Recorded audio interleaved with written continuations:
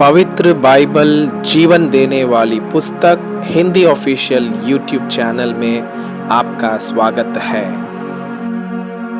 हमारे वीडियो प्रतिदिन प्राप्त करने के लिए कृपया हमारे चैनल को सब्सक्राइब करें और नोटिफिकेशन आइकॉन भी दबाएं।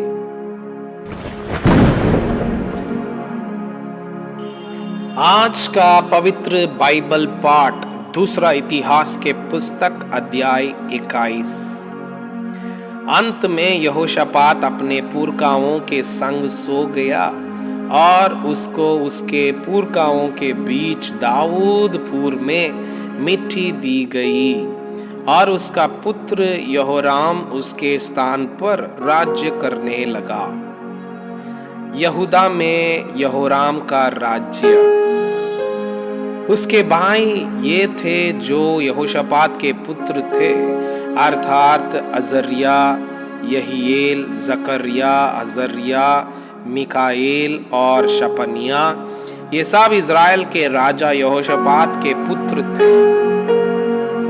उनके पिता ने उन्हें चांदी, सोना और अनमोल वस्तुएं और बड़े बड़े दान और यहूदा में गढ़ वाले नगर दिए थे, परंतु यहोराम को उसने राज्य दे दिया क्योंकि वो झेठा था। जब यहोराम अपने पिता के राज्य पर नियुक्त हुआ और बलवंत भी हो गया, तब उसने अपने सब भाइयों को और इस्राएल के कुछ हाकिमों को भी तलवार से घात किया। जब यहोराम राजा हुआ तब वो 22 वर्ष का था और वो 8 वर्ष तक यरूशलेम में राज्य करता रहा। वो इज़राइल के राजाओं की सी चाल चला जैसे आहाब का घराना चलता था, क्योंकि उसकी पत्नी आहाब की बेटी थी। वह उस काम को करता था जो यहोवा के दृष्टि में बुरा है। तो भी यहोवा ने दाऊद के घराने को नष्ट करना न चाहा।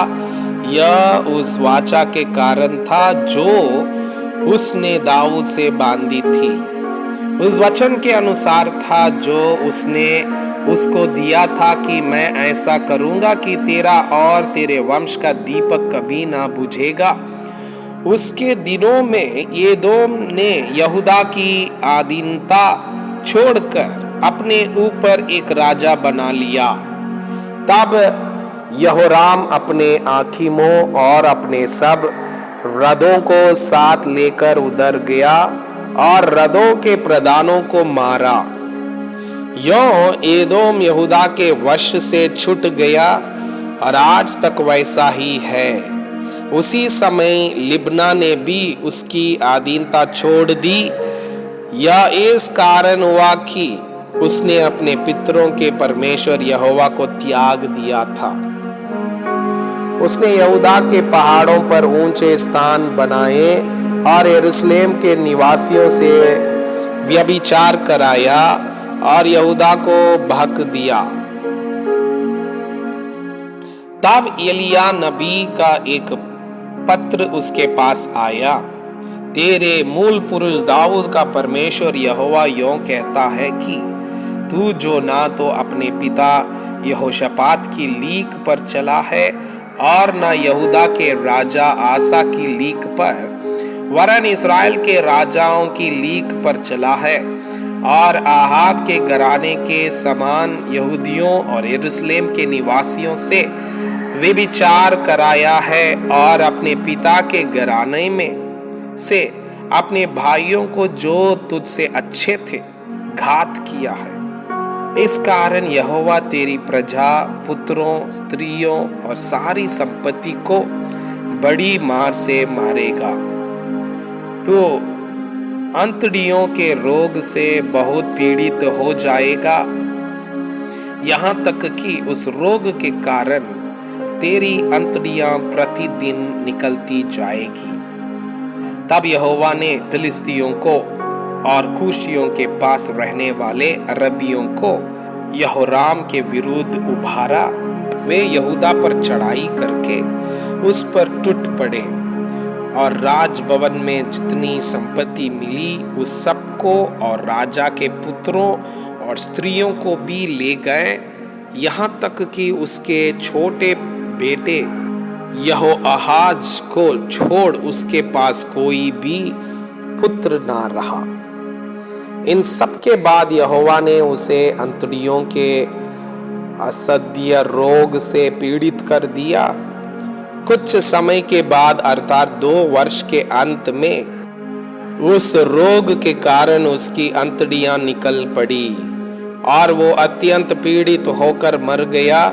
उसकी प्रजा ने जैसे उसके पुरखाओं के लिए सुगंध द्रव्य जलाया था वैसे उसके लिए कुछ ना जलाया। वो जब राज्य करने लगा तब 22 वर्ष का था और यरूशलेम में 8 वर्ष तक राज्य करता रहा और सबको अप्रिय होकर जाता रहा। उसको दाऊदपुर में मिट्टी दी गई परंतु राजाओं के कब्रिस्तान में नहीं। मैं आपसे यह अनुरोध करता हूँ कि कृपया आज का बाइबल पाठ को अध्ययन करें और जिन वचनों के द्वारा आप प्रभावित हुए उसे अपने कॉपी में लिखें और आज दिन भर इस वचनों को अपने जीवन में अभ्यास करें। परमेश्वर चाहता है कि आप उनके समान सिद्ध और पवित्र बन जाएं। परमेश्वर आपको बहुताई से आशीष करे। आमीन।